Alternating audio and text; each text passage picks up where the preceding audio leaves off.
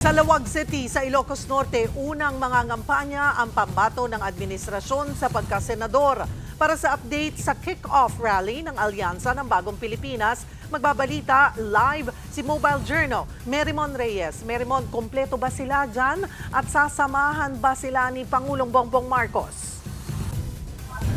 Cheryl, alas 7 pa lang ng umaga, mayroon na mga nag-aabang sa labas ng Ilocos Norte Centennial Arena para sa proclamation rally ng senatorial slate na alyansa para sa Bagong Pilipinas.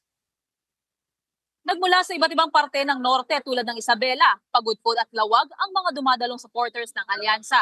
Excited na kasi silang makita ang mga sinusuportahang senatorial aspirants na bumubuo nito na sina former DILG Secretary Benhur Abalos, former Makati Mayor Abby Binay, re-electionist at hopefuls Bong Revilla, Pia Cayetano, Tito Lapid, Ping Lacson, Manny Pacquiao, Camille Villar, Francis Tolentino, Erwin Tulfo, Vicente Soto, at possibly ang presidential sister na si Senator Amy Marcos na kinoconsider pa ang pagpunta ngayong araw. Ngayong alauna kasi ng hapon ay magsasagawa muna ng press con kasama si Alyansa Campaign Manager Congressman Toby Chanco at hindi pa matukoy na senatorial bets. Inaantabayanan din natin ang pagdalo ni Pangulong Ferdinand Bongbong Marcos dahil kasulukuyan ay pinauunlakan niya rin ang presensya ni Cambodia Prime Minister Hun Manet sa kanyang first official visit sa Pilipinas. Mamayang bandang alas 3 naman ng hapon ay gaganapin na ang inaabangan ng supporters na proclamation rally sa Ilocos Norte Centennial Arena, kung saan bukod sa mga surprise o guest performers ay makakarinig din mula sa mga kandidato na bahagi ng senatorial slate. Pwede magtanong. Cheryl, sa ngayon inaalam pa natin kung saan sunod na pupunta o patungo ang alyansa, pero ang malinaw dito, pagkatapos ng araw na ito, pupunta naman o tutungo sila ng Iloilo ngayong February 13, sa Carmen Davao del Norte naman sa February 15 at sa Pasay City ngayong February 18. Cheryl. Merrimon, sino-sino ulit ang inaasahang haharap sa press con ngayong lunchtime? So far, ang malinaw pa lang dito, Cheryl, ay makakasama natin ang campaign manager ng alyansa na si Congressman Toby Chanco. Pero pagdating doon mismo sa mga miyembro ng senatorial slate kung sino nga ba sa kanila, hindi pa natin na nalilinaw o natutukoy sa ngayon kung sa 11 ba na ito o possibly even si Presidential Sister Senator Amy Marcos ay pupunta. So inaabangan pa natin around 1 p.m. mamaya kung sino haharap dito sa press con at haharap din mamaya doon sa Centennial Arena. Cheryl. Pero sa ngayon, may mga nakita ka na ba doon sa kanilang mga senatoriables natin?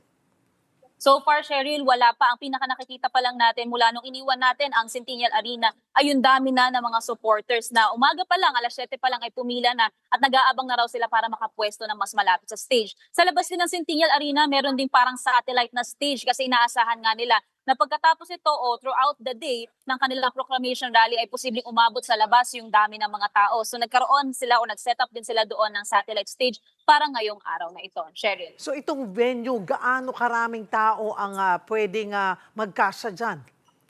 Cheryl, yung Ilocos Norte Centennial Arena, yung sinasabi, pinakamalaking indoor venue dito sa Northern Luzon. So ang seating capacity niya is around 5,000 na katao. Pero yun nga, tinatansya nila na pwedeng dahil maraming mga kasama, maraming supporters, even mga invited guests o mga bibisita ng biglaan, posibleng umabot pa hanggang labas ang mga dadalo ngayong araw na ito. Cheryl. Maraming salamat, Mobile Journal, Merrimon Reyes. Sa Cavite naman ang kick-off campaign rally ng senatorial candidates na sina Kiko Pangilinan at Bam Aquino. Bago yan, bumisita muna sila sa Quezon City kasama si former Vice President Leni Robredo. Live na magbabalita si Ria Fernandez. Ria, kumusta ang kanilang pag-iikot? Cheryl, para sa unang araw ng kampanya, unang binisita ng tandem ni Kiko Pangilinan at Bam Aquino itong Barangay Cruz na Ligas dito sa Quezon City. Umaasa kasi si Kiko Pangilinan na muli siyang susuportahan ng mga dati niyang constituents sa pagkakonsehal. Ngayong target niyang magbalik Senado.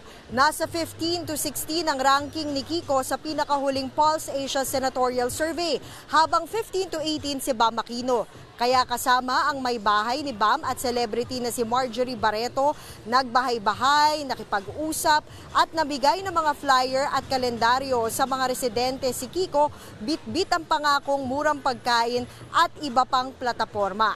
Bago ito, dumalo ang Kiko Bam tandem sa misa sa UP kasama si dating Vice President Leni Robredo at ang mga nominee ng Akbayan Party List na sina Shell Jokno at Percy Sendanya at mamamayang liberal o ML na sina Teddy Bagilat at Erin Tanyada. Nagkaroon din ng hiwalay na Zumba ang Akbayan candidate sa UP Sunken Garden kaninang maaga ng umaga. Cheryl, muling magsasama-sama itong mga magkakaalyado sa ilalim ng gobyernong tapat brand ni Robredo sa People's Campaign Rally Kickoff mamaya sa Dasmariñas City, Cavite o Dasmariñas City Arena sa Cavite, alas 4 yan ng hapon. At dito inaasahang makakasama na nila si Akbayan Chairman Senator Risa Ontiveros at ang first nominee ng ML na si dating Senadora Laila De Lima. Cheryl? Maraming salamat, Ria Fernandez. Cheryl, 9:30 ng umaga nang dumating si Senatorial Aspirant Ben Tulfo dito sa Greenville Subdivision Covered Court sa Quezon City para opisyal na simulan ang kanyang kick-off rally para sa darating na 2025 midterm election.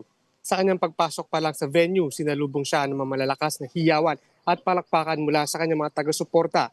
Hindi rin nawala ang musical performances, kabilang ang pagtugtog ng kanyang magiging campaign song na lalong nagpasigla sa mga dumalo. Sa kanyang mahigit is kumulang 1 oras na pagkasalita, inilatag ni Tulfo ang ilan sa kanyang mga pangunahing advokasya sakaling mahalal bilang senador. Partikular yung pagbibigyan diin ang kanyang plano na magpasa ng mga batas para sa mga persons with disability, senior citizens, lalo na yung mga biktima ng pang-aabuso, basurero at solo parents. Binigyan diin din niya ang pagkatao niya sa telebisyon ay hindi malalayo sa kanyang magiging estilo ng panunungkulan. Aniya ay gagamitin niya ang kanyang dekadang karanasan sa pagtulong sa masa upang ipaglaban ang mga inaapi. Isa rin sa kanyang mga pangakong tutukan ay ang pagpaparepaso sa mga lumang batas na maaaring hindi na angkop sa makabagong panahon. Ayon kay Tulfo, siya magiging boses sa mga walang boses at muka ng mga walang muka na siya magpapaigting pa ng sigawan at palakpakan mula sa kanyang mga taga-suporta. Cheryl, ang event na ito ay ang opisyal na kick-off party ng kampanya ni Independent Senatorial Aspirant Ben Tulfo kung saan simulan niya ang kanyang pangangampanya sa Luzon, Visayas at Mindanao. Cheryl? Alright, ayun, we'd like to correct that. Siya ay independent candidate at hindi po siya administration senatorial bet. Anyway, Ivan, so paano ang kanyang magiging diskarte? Kasi nag-iisa siya.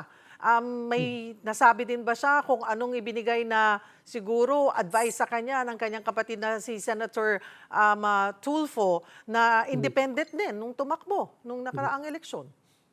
Cheryl, sa ngayon nga nilalayo niya yung kanyang pangalan bilang isang Tulfo nga medyo nilalayo niya yung pagiging isang Tulfo kumpara doon sa kanyang mga kapatid dahil sinasabi niya independent sila parehas man daw sila ng pagpapalaki, parehas man daw ng mga prinsipyo, iba-iba naman daw sila ng paniniwala. So may kanya-kanya daw silang desisyon. Sabi niya nga kanina, hindi sila isang package kung sakali manalo nga itong iba pang itong dalawa pang Tulfo kasi kung nakikita natin yung bagong labas na survey nangunguna at pangapat or nasa 3 or 8 na range ito nga si Ben Tulfo at itong si Erwin Tulfo so posibilidad nga tinanong natin kanina, may posibilidad ba na maging package deal silang tatlo yun nga lagi niyang kinaklaro na hindi sila pare-pareho so independent daw silang gagana or independent silang magtatrabaho sa Senado kung sakali man sila yung palarin na makapasok dito nga